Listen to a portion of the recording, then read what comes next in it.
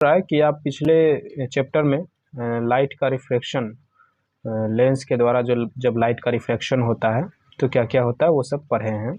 आप ये भी पढ़े हैं कि नेचर, पोजीशन और इमेज का साइज़ क्या होता है, इमेज का नेचर, पोजीशन क्या होता है और साइज़, रिलेटिव साइज़ क्या होता है। रिलेटिव साइज़ यहाँ बोल रहा है ऑब्जेक्ट से कंपेयर कर रहा है कि ऑब्जेक्ट का साइज़ इतना है तो इमेज का साइज़ क्या होगा। ये सब चीज़ें हम यहाँ पे थोड़ा सा डिटेल में बात करते हैं कि नेचर किसको बोल रहा है। तो नेचर यहाँ पे इमेज के दो नेचर होते हैं, एक रियल इमेज, एक वर्चुअल इमेज। जैसे कि ये लेंस है, लेंस का ये जो पार्ट है, इस पार्ट को अगर हम कंप्लीट करेंगे, इस कर्वेचर के अनुसार अगर हम एक सर्कल या स्फीयर बनाते हैं तो उसका कुछ सेंटर होगा और वो सेंटर यहाँ पे आएगा। ये हुआ सेंटर ऑफ कर्वेचर, और इस सेंटर ऑफ कर्वेचर और इस ऑप्टिकल सेंटर के बीच के जो पॉइंट होंगे वो होंगे फोकल पॉइंट। तो इसे हम F1 और इसे हम 2F1 के नाम देते हैं, और सिमिलरली यहाँ पे भी F2 और 2F2 के नाम देते हैं। अब देखिए, ऑब्जेक्ट का पोजीशन अगर अलग अलग है तो उसका इमेज भी अलग अलग जगह पे बनेगा। अगर ऑब्जेक्ट इनफाइनाइट पे है तो इमेज उसका फोकस पे बनेगा, अगर ऑब्जेक्ट यहाँ पे है तो इमेज इसका यहाँ पे बनेगा। तो ये सब चीज़ें हम लोग पीछे देखे थे। अगर ऑब्जेक्ट यहाँ पे है तो इससे पैरेलल रे एक जाएगी, और ये पैरेलल रे जाती है तो फोकस पे कन्वर्ज करती है, और एक रे ऑप्टिकल सेंटर से जाएगी और ये कहीं यहाँ पे मिलेगी। एक्चुअली में ये F2 और 2F2 के बीच मिलती है, बट हाथ से बनाने से थोड़ा आगे पीछे हो जाता है, तो इसे हम थोड़ा ऐसे कर देते हैं, 2F2 थोड़ा बड़ा कर देते हैं, ठीक है। तो इमेज ऐसा बना। अगर 2F2 के पार होता ऑब्जेक्ट तो इमेज कहाँ बनता, F2 और 2F2 के बीच में, ठीक। और अगर 2F2 पे आया तो इमेज 2F2 पे बनेगा, और इन दोनों के बीच आया तो इमेज और इधर बनेगा। F पे आया तो इनफाइनाइट पे बनेगा। देख रहे हो, ऑब्जेक्ट जिससे से क्लोज जा रहा है, इमेज दूर भागता जा रहा है ना। ऑब्जेक्ट पहले इधर था, 2F1 के पार था, तो इमेज यहाँ पे बना, इन दोनों के बीच में, फोकस और सेंटर के बीच में। और जब ऑब्जेक्ट सेंटर पे आया तो इमेज सेंटर पे, और जब ऑब्जेक्ट सेंटर और फोकस के बीच में तो इमेज सेंटर के पार, और जब ऑब्जेक्ट फोकस पे आया तो इमेज इनफाइनाइट, बहुत दूर। तो ये होता है पोजीशन। ये सब चीज़ें हम लोग पिछले चैप्टर में देखे थे कि कहाँ पे ऑब्जेक्ट होगा तो कहाँ उसका इमेज बनेगा। एक बात क्या, यहाँ नेचर की बात किया। तो नेचर क्या होता है कि जैसे ऑब्जेक्ट यहाँ पे ऐसा है तो इसका जो इमेज बना ये रियल इमेज है, और यही ऑब्जेक्ट जब फोकस और ऑप्टिकल सेंटर के बीच आ जाएगा तब जो इमेज बनेगा वो कैसा बनेगा, वो वर्चुअल इमेज बनेगा। देखिए कैसे, एक तो पैरेलल गया तो ये फिर ऐसे ही जाएगा, ये दूसरा ऑप्टिकल सेंटर से होते हुए जाएगा एक, ये तो ये वाला रे और ये वाला रे कभी नहीं मिलेगा, तो पिच आगे नहीं मिलेगा, इधर नहीं, पीछे नहीं मिलेगा, तो उसे हम आगे इस तरीके से एक्सटेंड करते हैं, तो ये कहीं यहाँ पे दोनों रे मिलता है तो इसका इमेज यहाँ पे बनेगा, ठीक है। तो ये जो इमेज बना ये बना वर्चुअल इमेज। एक बात और, ये रियल इमेज जो है क्या हम इसे स्क्रीन पे उतार सकते हैं? तो रियल इमेज को तो स्क्रीन पे उतार सकते हैं, अगर यहाँ पे कुछ पेपर वगैरह या पर्दा वगैरह रखे तो वो इमेज साफ साफ दिखेगा यहाँ पे। इसे क्या उतार सकते हैं? ये भी तो यहाँ पे भी पर्दा रखेंगे तो दिखेगा नहीं, इसे हम नहीं देख सकते। एक्चुअली में जो आपको यहाँ पे इमेज दिख रहा है इस जगह पे लगभग फोकस के आसपास, यहाँ पे इमेज बनता ही नहीं है। ये दिखता कैसा है इमेज? तो इस इमेज को देखना है तो आपको अपने आँख को यहाँ लाना होगा। ये जो रे ऐसे आ रहा है और ये जो रे ऐसे आ रहा है, इस रे के बीच में अपने आँख को लाना होगा, और ये रे में, इस आँख में ये दोनों रे जाएंगे, और ये आँख क्या सोचेगा कहाँ से रे आ रहा है, तो सीधे पीछे जाएगा और यहाँ पे मिलेगा, तो वो सोचेगा कि यहाँ से रे आ रहा है तो यहाँ इमेज बनेगा। ये जो देखेगा इमेज, ये इसे इस लेंस के अंदर इमेज दिखेगा। जिस तरीके से हम जब प्लेन मिरर देखते हैं तो हमारा फेस मिरर के अंदर दिखता है, और जैसे जैसे हम मिरर से दूर जाते हैं हमारा फेस भी मिरर से दूर जाता जाता है। हमें ये साफ साफ पता चलता है, साफ साफ दिखता है कि जितना दूर मिरर से हम हैं, हमारा इमेज भी मिरर से उतना ही दूर पीछे खड़ा है। वही जो पीछे खड़ा जो डिस्टेंस है वो इमेज डिस्टेंस है प्लेन मिरर के केस में। वैसे ही यहाँ पे भी ये जब देखेगा इसे, तो इसे ऐसा लगेगा कि ये जो इमेज है इस लेंस से कुछ दूर पीछे खड़ा है, अंदर में कुछ दूर पीछे खड़ा है, बट एक्चुअली में ये सब अंदर ही रहता है। जिस तरीके से प्लेन मिरर इतना पतला होता है, बहुत ही पतला होता है, पर जब देखते हैं कि हम इससे 2 मीटर की दूरी पे हैं तो हमारा इमेज भी उतना ही मीटर दूर रहता है, बट उतना मोटा तो हमारा मिरर भी नहीं होता है, तो कैसे रह सकता है। तो ये सब वर्चुअल चीज़ें हैं, एक्चुअली में ये सब होता नहीं है, ये अपीयर होता है कि ऐसा हो रहा है। तो ये है नेचर ऑफ इमेजेस, और यहाँ पे हमने देखा कि कितने तरह के इमेजेस बनते हैं और कहाँ कहाँ पे ऑब्जेक्ट रखेंगे तो कहाँ कहाँ इमेज बनेगा, पोजीशन को देखा। और रिलेटिव साइज़, यहाँ पे ऑब्जेक्ट रखेंगे तो इसका इमेज इतना बड़ा बनेगा, और आगे रखेंगे तो थोड़ा और साइजेस चेंज होते रहेंगे, घटेंगे बढ़ेंगे। जैसे यहाँ पे ऑब्जेक्ट है तो इसका इमेज थोड़ा बड़ा बन गया, तो ये सब रिलेटिव साइजेस। ऐसे अगर रियल इमेज का डिफिनीशन देखना हो तो इसमें हम कहेंगे कि जो इमेज एक्चुअल रे मीट करके बनता है वो इमेज रियल इमेज होता है, और जो इमेज उस रे से बनता है, जो रे अपीयर होता है कि कहीं पे जाके मिल रहा है, उस रे से इमेज बनता है, उसे वर्चुअल इमेज कहते हैं। आइए हम इसका डिफिनीशन लिख लेते हैं। Real image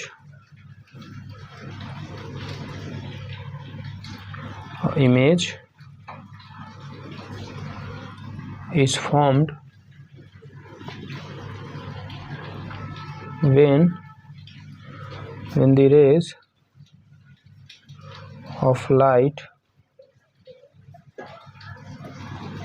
after reflection or refraction actually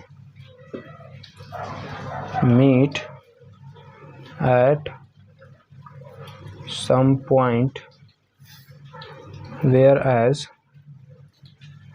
a virtual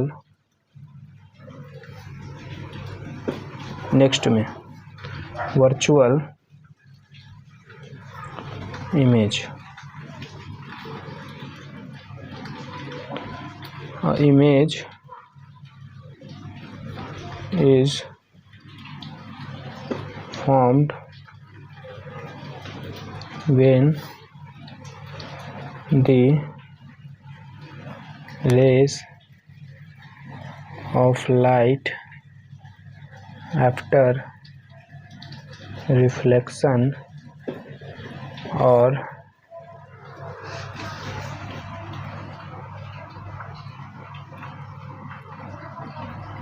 refraction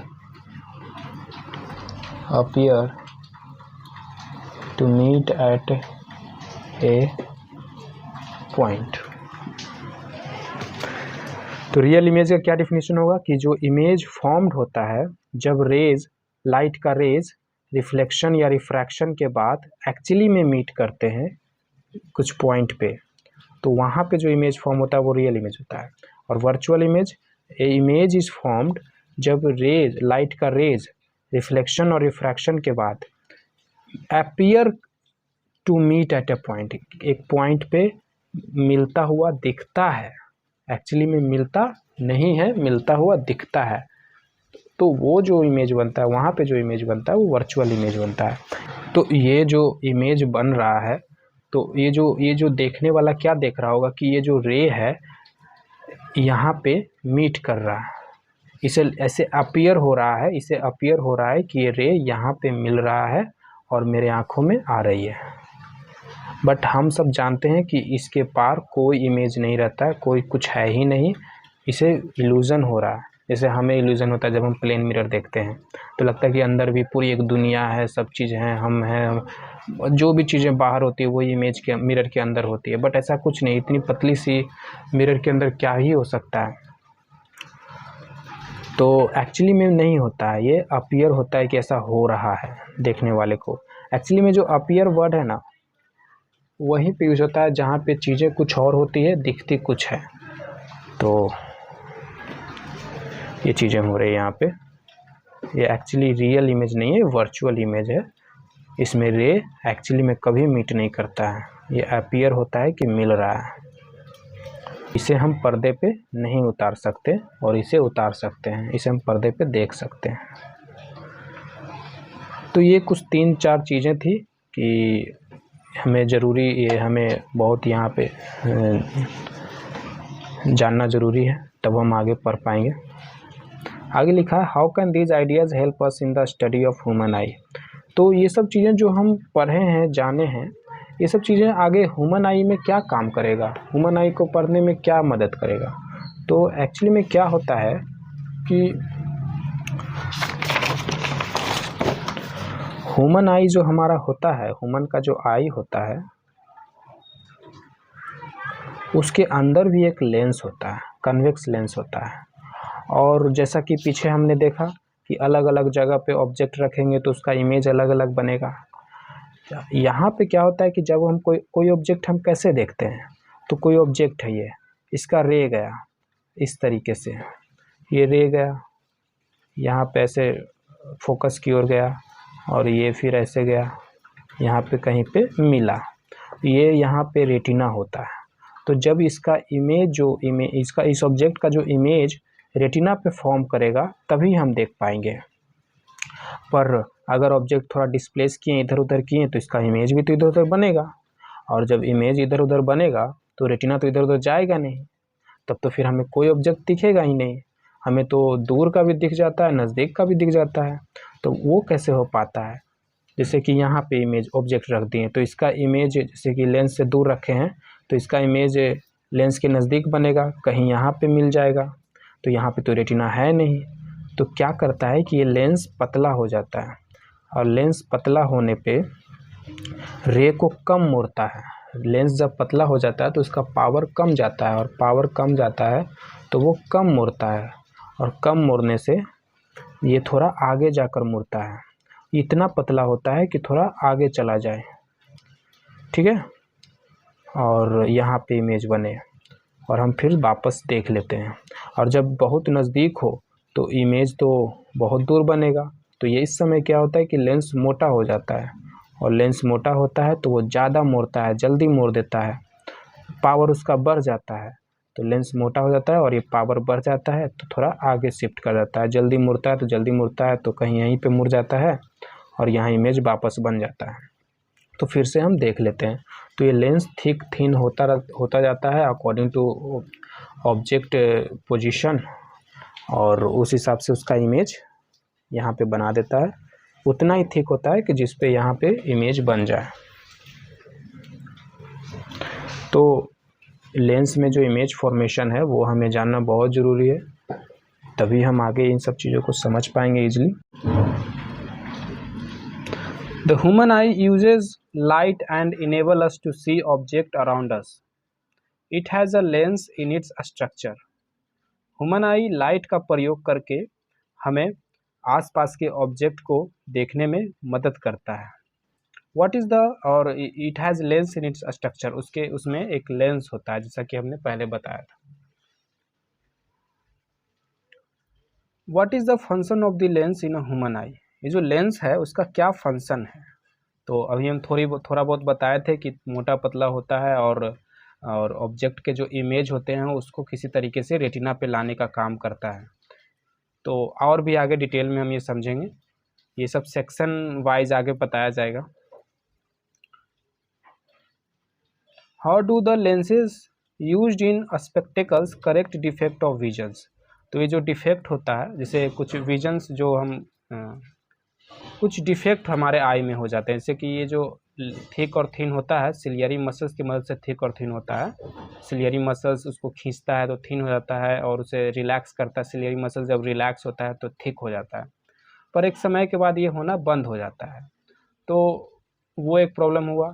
फिर दूसरा कि आईबॉल अगर बहुत छोटा हो जाता है, तब कितना भी थिक हो उसको रेटिना पे नहीं ला पाते। जैसे कि इतना बड़ा आईबॉल है, तो आईबॉल अगर छोटा होकर इतना हो जाए, तो अब इमेज जैसे यहाँ पे बना हुआ था तो उसको खींच कर यहाँ ले आया किसी तरीके से ये थिक होकर, पर बहुत ज़्यादा छोटा हो जाने पे ये यहाँ पे नहीं ला पाता है। कितना भी थिक हो जाए वो नहीं ला पाता, हर चीज़ का एक लिमिट होता है ना, तो यहाँ पे नहीं ला पाता है, चाहे जितना भी थिक हो जाए। एक लिमिट होता है इसका थिक होने का, तो उससे ज़्यादा नहीं थिक हो पाता है तो और नज़दीक नहीं आ पाता है, तो इस वजह से यहाँ पे इमेज नहीं बन पाता है रेटिना पे, और हमें एक ब्लरी विजन देखने को मिलता है।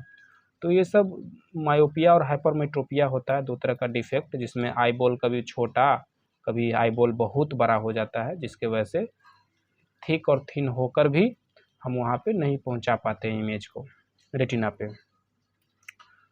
तो ये सब जो प्रॉब्लम होता है उसे हम सन ग्लासेस, कुछ ग्लासेस स्पेक्टिकल्स पहनकर उसे उस डिफेक्ट को ख़त्म करते हैं कन्वेक्स लेंस और कनकेव लेंस की मदद से। तो आगे इसे डिटेल में समझेंगे कि किस में कनकेव सब लेंस लेते हैं और किस में कन्वेक्स लेंस यूज करते हैं, तो ये सब आगे एक्सप्लेन किया गया है। Let us consider this question in this chapter. We have learn in the previous chapter about light and some of its properties. In this chapter, we shall use these ideas to study some of the optical phenomena in nature. तो पिछले chapter में हम लोग light के बारे में और उसके कुछ प्रॉपर्टीज़ के बारे में पढ़ा था, ठीक है। इस चैप्टर में वो जो प्रॉपर्टीज़, वो जो आइडियाज़ जो हमने पीछे लाइट के बारे में पढ़ा, वो हम यहाँ पे यूज़ करेंगे कुछ ऑप्टिकल फिनोमिनन को समझने में। जो हमारे नेचर में कुछ ऑप्टिकल फिनोमिना होता है, ऑप्टिकल मतलब लाइट से रिलेटेड कुछ फिनोमिना होता है, जैसे रेनबो का बनना, सन का समय से पहले उगा हुआ दिखना, सनराइज़ करने से पहले 2 मिनट पहले ही हमें दिखता है कि राइज़ कर गया, वो एक्चुअली में राइज़ करता नहीं है पर फिर भी हमें दिख जाता है सन। और आकाश का ब्लू दिखना, स्काई ब्लू दिखना, तो ये सब जो ऑप्टिकल फिनोमिना है ये सब हम समझेंगे जो हमने पीछे लाइट के बारे में पढ़ा है उसकी मदद से। रिफ्रैक्शन, रिफ्लेक्शन, ये सब चीज़ें हमें यहाँ हेल्प करेगा। रेनबो कैसे बनता है ये सब जानने में मदद करेगा, पीछे जो हम लोग पढ़े थे वो ideas. We shall also discuss about rainbow formation, splitting of white light and blue colour of the sky, ठीक है। अब हम आगे पढ़ते हैं। द ह्यूमन आई।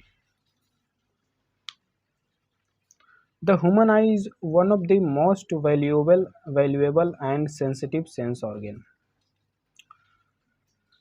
जो ह्यूमन आई जो है एक बहुत ही वैल्यूएबल, बहुत ही इम्पोर्टेंट और सेंसिटिव सेंस ऑर्गन है। एक आई हमारा एक सेंस ऑर्गन है ना, तो वो बहुत सेंसिटिव है। It enable us to see the wonderful world and the colourful and the colours around us. ये हमें हेल्प करता है, हमें इनेबल कराता है, हम अपने आसपास के वर्ल्ड को देखने में और कलर्स को समझने में, देखने में हेल्प करता है। On closing the eyes we can identify object to some extent by their smell, taste, sound they make और बाय टच।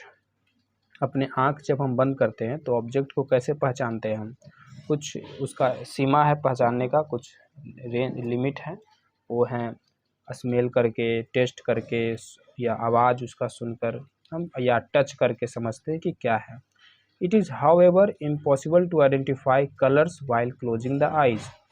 मगर जब हम आँख को बंद किए हुए हैं तो ऑब्जेक्ट के कलर को हम आइडेंटिफाई नहीं कर पाएंगे, नहीं पहचान पाएंगे। इस प्रकार thus of all the sense organs the human eye is the most significant one as it enable us to see the beautiful color world around us। तो इस प्रकार से ये जो सेंस ऑर्गन है, जो ह्यूमन आई जो है, वो बहुत ही सिग्निफिकेंट, बहुत ही इम्पोर्टेंट है, क्योंकि ये हमें इनेबल कराता है, हेल्प करता है अपने आसपास के ब्यूटीफुल कलरफुल वर्ल्ड को देखने में। The human I is like a camera. Human आई जो है कैमरा की तरह है। It's lens system forms an image on a light sensitive screen called retina. तो ह्यूमन आई जो है कैमरा की तरह है। इसका जो लेंस है, ये जो यहाँ लेंस दिखाया है, ये जो लेंस है इमेज बनाता है। ऑब्जेक्ट अगर आगे रखते हैं तो उसका इमेज बनाता है। कहाँ पे बनाता है? On a light sensitive screen called retina. तो ये जो यहाँ पे ये जो आप देख रहे हो, ये रेटिना है।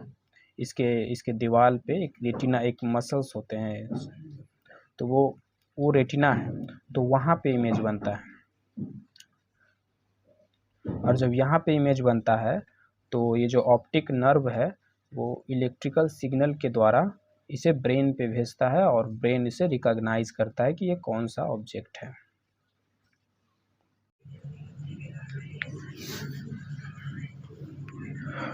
जब लाइट इस तरीके से जब आती है तो ये जो लेंस होता है, ये जो कन्वेक्स लेंस होता है, ये सभी की सभी लाइट को रेटिना पे कन्वर्ज करके मिलाती है। और यहाँ पे जो लाइट एनर्जी आती है, जो लाइट आते हैं, उस लाइट को इलेक्ट्रिकल सिग्नल बनाकर ऑप्टिक नर्व के थ्रू ब्रेन में पहुंचाया जाता है और फिर वहाँ पे ब्रेन इसको इंटरप्रेट करता है, रिकॉग्नाइज करता है। Light इंटर्स the I through a thin membrane called cornea. ये जो कॉर्निया आगे एक पतली सी ट्रांसपेरेंट मीडियम होती है, उसी को कॉर्निया बोला जाता है। तो लाइट सबसे पहले उस कॉर्निया से ही पास होती है। जैसे ये है, मान लो आगे वाला पार्ट कॉर्निया, तो लाइट आ रही है पैरेलल, तो सबसे पहले यहाँ पे पहले एयर था, अब मीडियम चेंज हो गया, यहाँ पे कुछ लिक्विड होता है, तो वो एयर से ज़्यादा डेंस होता है, तो मीडियम चेंज हो रहा है, तो यहाँ पे फिर रिफ्रैक्शन होगा और इस सरफेस के नॉर्मल ये है मान लो, तो यहाँ से इस तरीके से जाना चाहिए, पर ऐसे नहीं जाएगा, नॉर्मल की ओर कुछ थोड़ा झुकाव रहेगा इसका। इसी तरीके से सबका थोड़ा नॉर्मल की ओर झुकाव रहेगा और थोड़ा बेंड करेगा, ठीक है। तो और ये थोड़ा सा ये बेंड करता है, फिर आगे लेंस लगा रहता है, तो वो भी आगे चल के कुछ और बेंड करता है और आगे चल के यहाँ पे इमेज बनता है।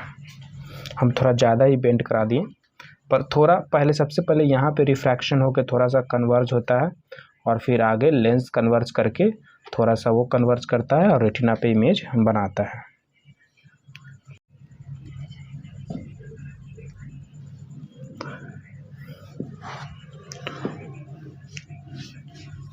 It forms the transparent bulge on the front surface of the eyeball as shown in figure 11.1.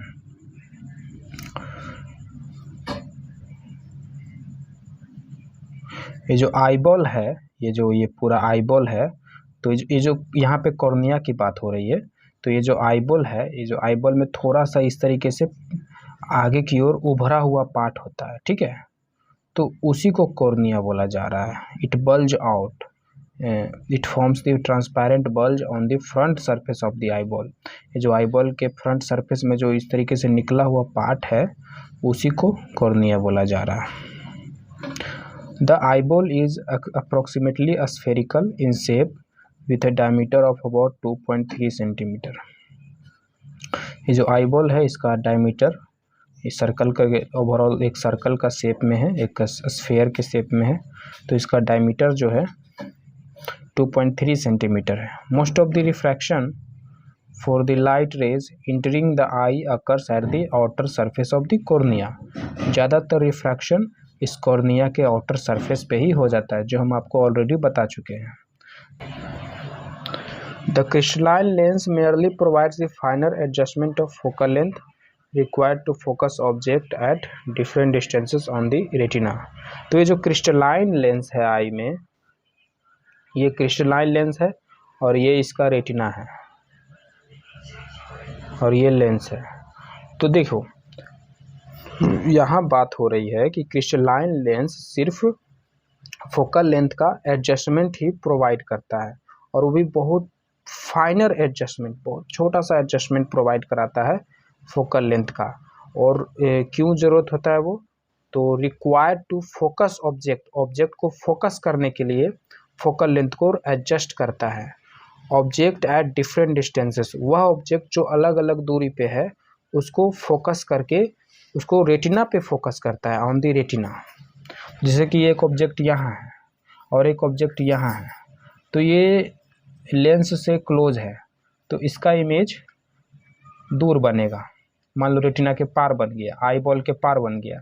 और ये ऑब्जेक्ट लेंस से बहुत दूर है तो इसका इमेज लेंस के पास बनेगा। ये ऑब्जेक्ट 1 इसका इमेज 1 डैश, ये ऑब्जेक्ट 2 इसका इमेज 2 डैश। अब ये लेंस क्या करेगा कि ये जो इस ऑब्जेक्ट 1 का जो इमेज यहाँ पे बना है तो हमें तो दिखेगा नहीं, तो ये जो क्या करेगा, थिक हो जाएगा ये लेंस, ये थिक हो जाएगा।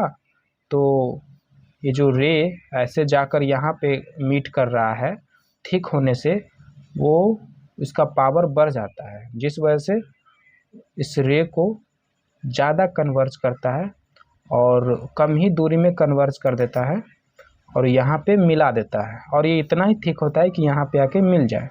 तो जब यहाँ पे आके मिलेगा रे तो यहाँ पे जो इमेज यहाँ बन रहा था वो यहाँ बनेगा। और सिमिलरली यहाँ पे जब ऑब्जेक्ट दूर है तो इमेज नज़दीक बना, तो इस समय लेंस और पतला हो जाता है।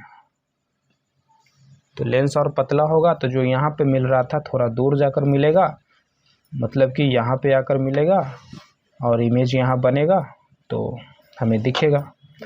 तो ये एडजस्टमेंट होता रहता है। तो इस तरीके से ये अपना थिक और थिन होकर फोकस लेंथ को घटाता बढ़ाता है और घटा बढ़ाकर इमेज जो दूर बन जाए उसको नज़दीक, या जो ज़्यादा लेंस से क्लोज बन जाए उसको थोड़ा दूर पे लाकर एडजस्टमेंट करता है। तो ये है क्रिस्टलाइन लेंस का एक्चुअली में सही फंक्शन यही है।